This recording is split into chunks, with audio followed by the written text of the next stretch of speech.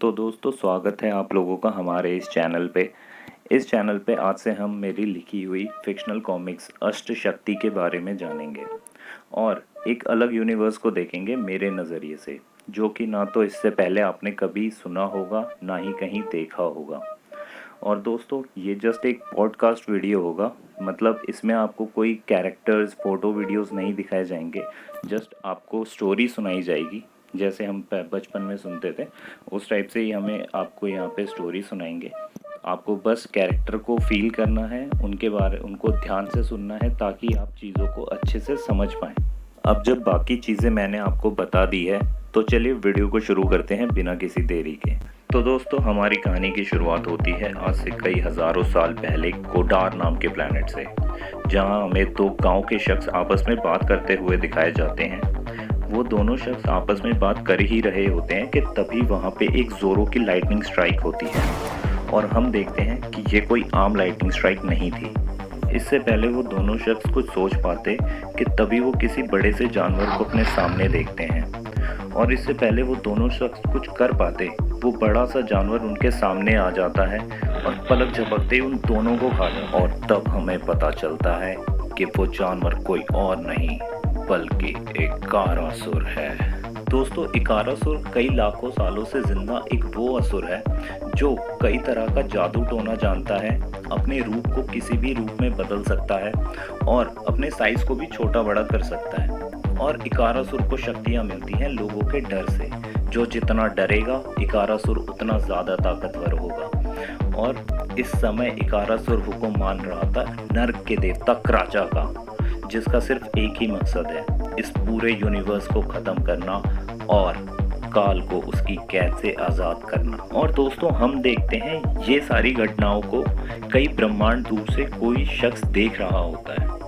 और दोस्तों यहाँ से हमारी कहानी शिफ्ट होती है और हम दो लोगों को आपस में बात करते हुए देखते हैं। जगह को देखकर हम समझ पाते हैं कि ये कोई आम जगह नहीं है बल्कि ये देवलोक है। और तभी वहाँ पे वो शख्स भी टेलीपोर्ट होके आ जाता है और तब हमें पता चलता है कि वो शख्स कोई और नहीं बल्कि जगत है। और इस समय वो देवलोक आया है और वहाँ पे वो ब्रावीमा और धरा को आपस में बात करता हुआ देखता है। दोस्तों जगत दरअसल ब्रावीमा का बनाया हुआ एक वो गॉड था जो इस पूरी दुनिया में हो रही हर एक घटनाओं को अपनी आंखों से देख सकता था। और फिर जगत वहाँ खड़ी ब्रावीमा को बोलता है कि क्राचा ने उन 7 ग्रहों को तबाह करके उनकी शक्तियों को पा लिया है और अगर उसने कोडार को भी ख़त्म कर दिया तो वो उसकी भी शक्ति को पा लेगा। उसके बाद काल को आज़ाद होने से कोई नहीं रोक सकता और अगले 2 दिन में संगम की रात है। हमें क्राचा को जल्दी ही रोकना होगा इससे पहले कि कुछ बुरा हो जाए। तभी वहाँ खड़ा धरा गुस्से में बोलता है, नहीं, मेरे होते हुए ऐसा कभी नहीं हो सकता। और ये बोल के वो वहाँ से चला जाता है। दोस्तों काल इस पूरे यूनिवर्स के बनने से पहले से यहाँ मौजूद है, जब इस पूरे ब्रह्मांड में सिर्फ अंधेरा हुआ करता था तब से। मगर तभी जन्म होता है ब्रावीमा का, जिनकी रोशनी के आगे काल को हारना पड़ा। और फिर ब्रावीमा ने काल को अपनी शक्तियों से अंधेरी दुनिया में कैद कर दिया। और जब इस पूरे यूनिवर्स के सारे ग्रह एक समय पर एक दिशा में होते हैं तो उसे संगम कहते हैं। इस संगम के कारण कई दुनिया के दरवाजे खुलते हैं, जिसमें से एक दरवाज़ा अंधेरी दुनिया का भी होता है। और अगर कोई अष्ट शक्ति की ताकत से उस पे वार करे तो अंधेरी दुनिया का वो रास्ता खुल जाएगा और काल अपनी कैद से आज़ाद हो जाएगा। और इस समय क्राचा का मकसद काल को आज़ाद करवाना ही है, क्योंकि उसके बाद काल क्राचा को इस पूरे यूनिवर्स में सबसे ज़्यादा ताकतवर बना देगा। और वहीं दूसरी तरफ हम देखते हैं इकारासुर ने एक बड़े से काले चीते का रूप रख लिया था और उसने एक एक करके मासूम लोगों को मारना चालू कर दिया था और हर जगह अपनी शक्तियों से तबाही मचाना शुरू कर दिया था। कि तभी वहाँ एक जोरों की बिजली कड़कती है और हम देखते हैं कि धरा वहाँ पे आ चुका है। धरा को वहाँ पे आया देख इकारासुर एकदम से उसके ऊपर अपनी जादुई शक्तियों से एक बहुत बड़ा बिजली का प्रहार करता है, जिसका धरा पे कोई भी असर नहीं होता और धरा उसे गुस्से में बोलता है, बेवकूफ, क्या तुम्हें इतना भी नहीं पता मैं धरा हूँ। और इसी के साथ धरा अपने आयु व्रज को बुलाता है और पलक झपकते ही इकारासुर के शरीर के आर पार कर देता है। इकारासुर के मरने की वजह से क्राचा अब बिल्कुल भी खुश नहीं था और क्राचा बोलता है, लगता है मेरे जाने का वक्त आ ही गया। और वहीं दूसरी तरफ हम देखते हैं धरा को, जो आम लोगों को बोल रहा होता है कि अब डरने की कोई जरूरत नहीं है क्योंकि अब धरा आ चुका है। और तभी धरा के ऊपर एक जोरों का हमला होता है और अचानक हुए इस हमले से धरा अपने आप को संभाल नहीं पाता और वो बहुत दूर जाके गिरता है। और इसी के साथ हम देखते हैं कि क्राचा भी अब कोडार प्लैनेट पे आ चुका है और क्राचा इस समय बहुत ज़्यादा गुस्से में है। और इसी के साथ धरा और क्राचा की आपस में लड़ाई होने लग जाती है। भले ही धरा एक गॉड था और वो काफ़ी सारी शक्तियाँ भी रखता था, मगर क्राचा के पास अष्ट शक्तियों में से 7 शक्तियाँ थी, जिसकी वजह से वो बहुत आसानी से धरा को अपनी शक्तियों से हरा देता है और कोडार प्लैनेट को तबाह करके वो उस 8वीं शक्ति को भी पा लेना चाहता था, जिसकी वजह से वो काल को आज़ाद कर सके।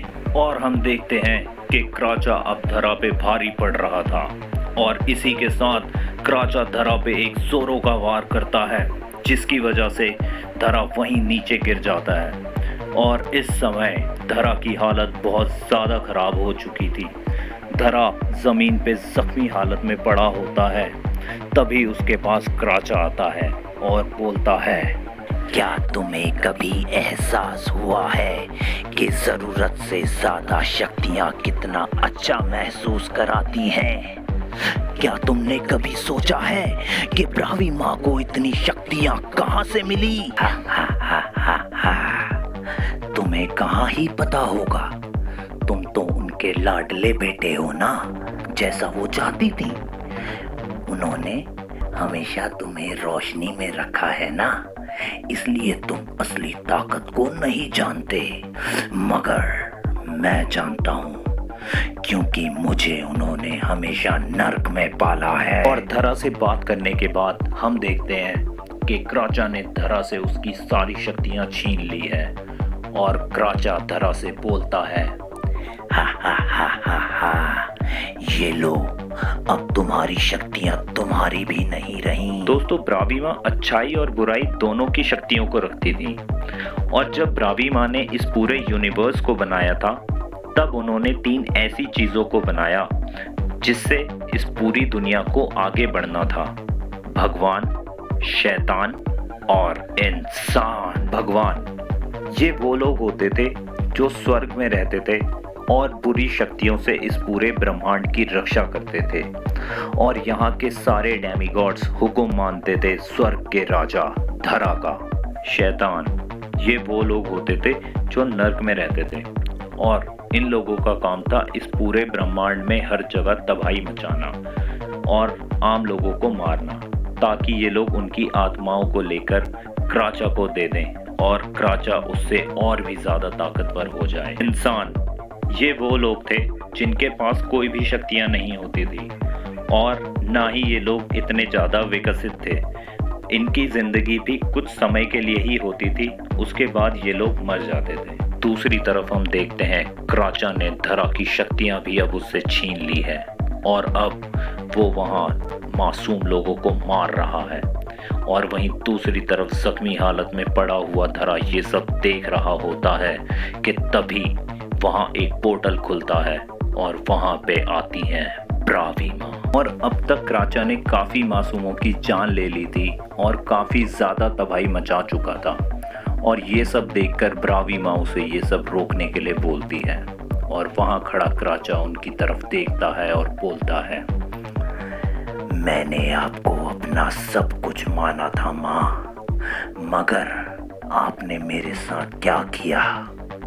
मैं जो हर चीज में धरा से आगे था, भले ही वो शस्त्र विद्या हो या शास्त्र विद्या, मैंने हर जगह अपने आप को अव्वल साबित किया, मगर आपने अपने बड़े बेटे धरा को स्वर्ग दिया और अपने छोटे बेटे को नर्क। क्यों माँ, ये कहाँ का इंसाफ हुआ? ब्रावी माँ उसे बोलती है कि क्राचा, तुम्हारा जन्म ही हुआ है नर्क की दुनिया में राज करने के लिए, मगर उसी के साथ तुम्हें पूरी सृष्टि का ज्ञान देना भी जरूरी था। इसीलिए तुम्हें शस्त्रों के साथ शास्त्रों की विद्या भी दी। इसका ये मतलब नहीं है कि तुम उनका गलत इस्तेमाल करोगे। फिर क्राचा ब्रावी माँ से बोलता है, लेकिन आपने मुझे अंधेरी दुनिया के बारे में कभी नहीं बताया माँ। और फिर ब्रावी माँ उसे बोलती है, क्योंकि वो जानना तुम्हारे लिए ठीक नहीं था। और फिर क्राचा ब्रावी माँ से बोलता है, मगर अब मैं अंधेरी दुनिया का वो राज जान चुका हूँ। मैं जान चुका हूँ उस शक्ति के बारे में जो आपसे भी पहले से यहाँ मौजूद है, काल। और काल को इस दुनिया में वापस लाने से मुझे अब कोई नहीं रोक सकता। और उसके बाद मैं और भी ज्यादा ताकतवर हो जाऊंगा, मेरी शक्तियां अपार हो जाएंगी और फिर मैं आपसे भी ज्यादा शक्तिशाली हो जाऊंगा माँ। और ये बोलते के साथ वो अपनी शक्तियों से ब्रावी माँ के ऊपर एक हमला करता है, जिसका ब्रावी माँ के ऊपर कोई भी असर नहीं होता। और उसके बाद ब्रावी माँ उसे अपनी शक्तियों से वापस नर्क की दुनिया में भेज देती है और उससे अष्ट शक्तियों को भी वापस ले लेती हैं। और उसके बाद ब्रावी माँ वहाँ पे सब कुछ पहले जैसा ठीक कर देती हैं और अब धरा को भी उसकी शक्ति वापस मिल चुकी थी। और ब्रावी माँ कोडार प्लैनेट से 8वीं शक्ति को भी लेके अपने साथ स्वर्गलोक में चली जाती हैं। और हमें पता चलता है कि अब संगम की घड़ी भी जा चुकी है और अगला संगम अगले 10,000 साल बाद आएगा। और वहीं दूसरी तरफ हम देखते हैं क्राचा को, जो कि इस वक्त बहुत ज़्यादा गुस्से में था और वो खड़ा था धरा की आत्मा के सामने। और तब हमें पता चलता है कि जब क्राचा ने धरा की शक्तियों को खींचा था तो उसने उसकी आत्मा को नर्क की दुनिया में कैद कर दिया था और अपनी एक बुरी आत्मा को धरा के शरीर में डाल दिया था। और अब जो स्वर्ग में था वो धरा नहीं बल्कि क्राचा ही था, जो कि एक समय पे बहुत सारी आत्माओं का मालिक था और उसी का एक अंश धरा के शरीर के अंदर था। और अब आगे क्या करना है ये क्राचा अच्छे से जानता था। और यहाँ हम देखते हैं कि क्राचा ने ब्रावी माँ की तपस्या करना शुरू कर दिया। और दूसरी तरफ हम देखते हैं कि पूरे ब्रह्मांड में एक कोई चमकने वाली चीज़ बहुत तेज़ी के साथ इधर से उधर यात्रा कर रही है। और दोस्तों, इसी के साथ हमारा ये वाला एपिसोड यहाँ पे ख़त्म होता है। और यहाँ से हमारे पास कई सारे सवाल निकल के आते हैं, जैसे कि जगत, जो इस पूरी दुनिया में हो रही हर एक घटना को देख सकता था, क्या उसे धरा क्राचा की कैद में नहीं दिखा? और क्राचा की आगे की योजना क्या थी, क्योंकि अभी उसे 10,000 साल और इंतज़ार करना पड़ेगा अगले संगम के लिए। और क्यों करी क्राचा ने ब्रावी माँ की तपस्या शुरू? और ब्रह्मांड में इधर से उधर घूमने वाली वो चमकने वाली चीज़ क्या थी? और इन सारे सवालों के जवाब मिलेंगे आपको हमारे आने वाले बाकी एपिसोड्स में, जहां आपको और भी बहुत सारे सुपर हीरोज़ दिखाए जाएंगे जो कि धारण करेंगे अष्ट शक्तियों को। तो दोस्तों, बस वीडियो में फ़िलहाल इतना ही। बाकी दोस्तों, वीडियो में बने रहने के लिए धन्यवाद।